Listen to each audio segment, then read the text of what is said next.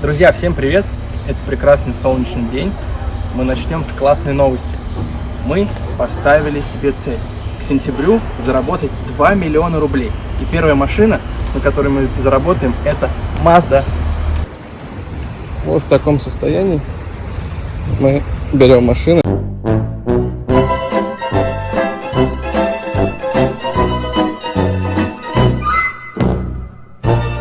В общем, представляю вашему вниманию Mazda шестерку 1.8 на механике. Пару слов я вам расскажу, что мы уже по машине сделали. Как можно заметить, ни одна арка уже не гнилая. То есть, если мы все привыкли видеть, что все арки на Mazda GG-шек, они все передают привет с другой стороны, то здесь они уже целые. То есть мы заморочились и все арки привели в порядок. Что мы еще сделали? Подкрасили заднюю крышку багажника, потому что здесь уже пошла коррозия, поэтому мы решили, что надо бы привести ее в порядок, потому что машина должна выглядеть на 5 с плюсом. Чуть-чуть задули задний бампер, чтобы он вообще выглядел идеально. И последний штрих, который создал вид этой всей машины, это мы поменяли лобовое стекло и рамочку, которая начала цвести, но это болячка, все знаете, зашкурили и покрасили в переход. То есть теперь эта машина просто конфетка для следующего собственника. Передвигались мы на этой машине целый день. Проехали, наверное, километров 100-150. И я с уверенностью могу сказать, что это та машина, на которой не надо в ближайшее время вкладываться в подвеску. То есть вообще любой лежачий полицейский, любая неровность проезжается на 5 с плюсом. Но единственный момент, который нам остался сделать, это навести марафет. Пойдемте покажу, но это просто, ни в какие рамки не войдет. В таком виде следующему владельцу, следующему собственнику, обладателю этой ласточки, нельзя передать. Вот вы видите все эти разводы, как будто тут кто-то писал кипятком от смеха, там что-то происходило очень страшное. В общем, все это будет сегодня приведено в порядок.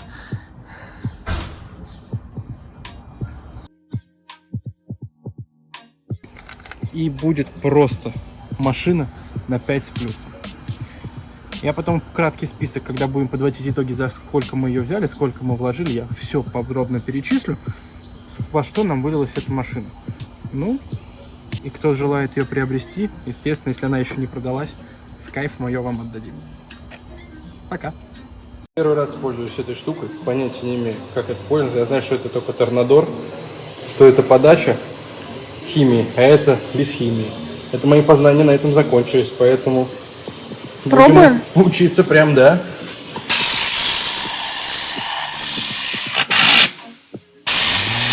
Я говорю, я дома так не пылесошу, как здесь. Сейчас ночью. Вообще почти 2. 2? Серьезно? Ничего не предвещало беды. Вчера, в принципе, ее забрали, и все было хорошо. Она ехала довольно нормально, но стоило мне отойти, вернуться. Она в таком состоянии, чек загорелся. А я только говорил, что как здорово, что не горит чек. Очень грустно. Что, нам пора в сервис? Поехали.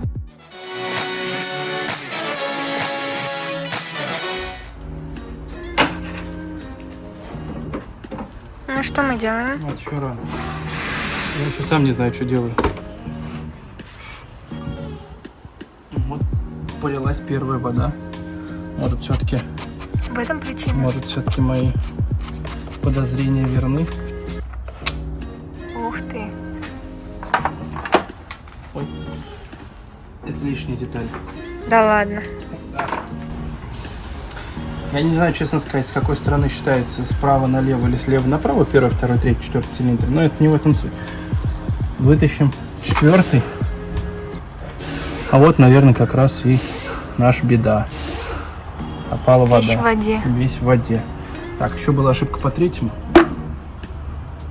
Тут тоже вода, но ее меньше. Тут тоже вода. Ты запомнил, какой откуда вытащил? Да, я их пометил.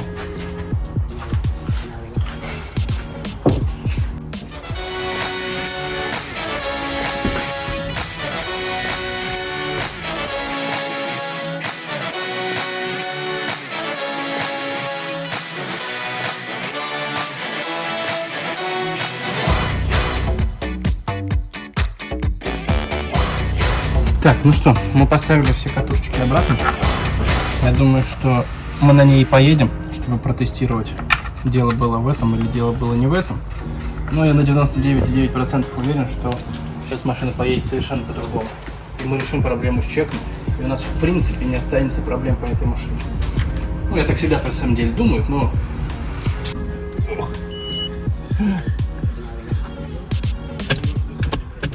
Ох. Это жопа с большой жопой. Ну что, если ошибка скинется, она и поехать должна по-другому, как в первый раз. Домойки. Вот это, знаете, это урок на будущее. Не только мне, но, может, и многим. Не стоит смыть подкапотное пространство машинам, которые, наверное, уже больше там 15, ну, может, 10 лет. Контакты все уже не плотненькие, уже там где-то есть микротрещинки, а потом вы задолбаетесь все искать. Надеюсь, что мы не задолбаемся, и вот прям 100% попаданием все сделаем. Всем привет еще раз.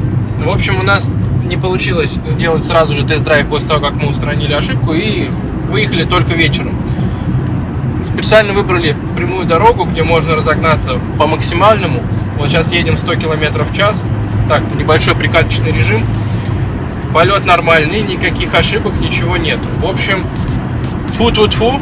Мне кажется, мы с проблемой с проблемой чеком мы разобрались полностью. Давай посмотрим, сколько она максимум поедет, да?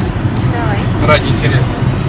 Жалко, что нет на этой коробке передач шестой скорости, прям конкретно не хватает. Вот мы едем... Я тоже, кстати, искала ее. Мы едем 120 км в час, 120 км в час, 140, а 4000 оборотов, и мотору реально тяжело. То есть мы разгонимся, ну, 150, 160. Ой, я боюсь. 170,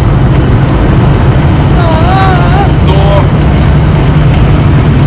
Приходится оттормаживаться, там начало платной дороги.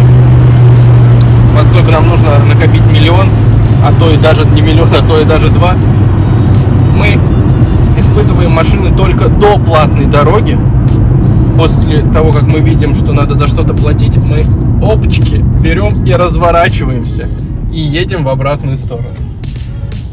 Ну, в общем, 160 был полет нормальный, чек не загорелся, мотор работает ровно, то есть, ну, ничего не трясет, в принципе, меня устраивает этот результат.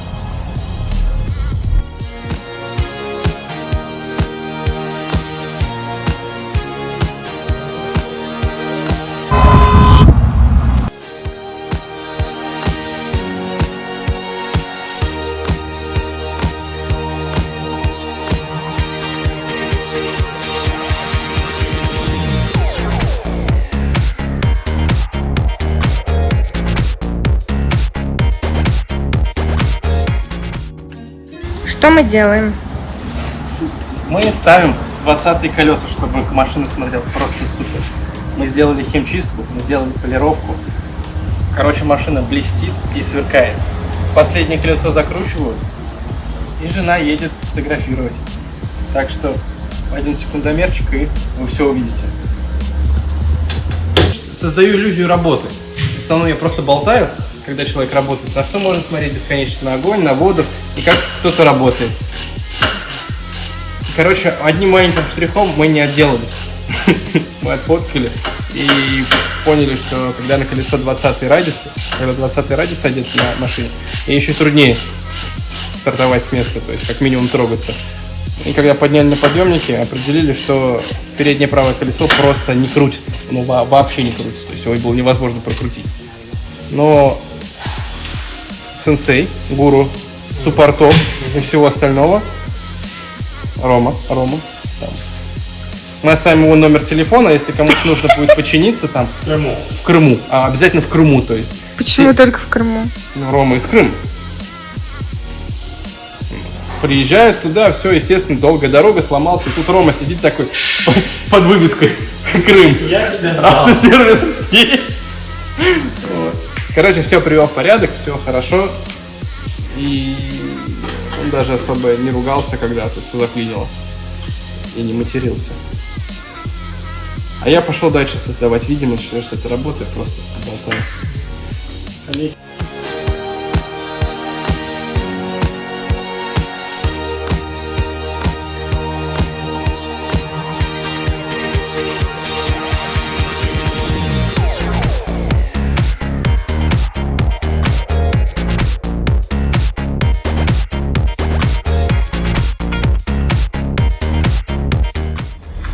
Друзья, всем привет! День супер жаркий, с утра 10 часов, мы уже в ГАИ. В общем, мы продали Мазду, она уезжает в Крым с рабочим кондиционером. Это одна из самых больших плюсов, которые подкупила владельца. В общем, можно подвести итог, мы ее взяли и привели в порядок со всеми покрасками, с лобовым стеклом, с химчисткой, с полировкой. Она нам обошлась 301 тысячу рублей вместе с размещением. С небольшим торгом забирали ее за 370 тысяч рублей плюс 69. Человек очень доволен. Мы вместе с ним поставили машину на учет, и он счастливый, довольный, как новый собственник, официально уже причем. Забирает и едет домой. В общем, все хорошо, классненько. Машина нового собственника будет его только радовать, возить, и он будет кайфовать. А мы поехали за новыми машинами. Пока!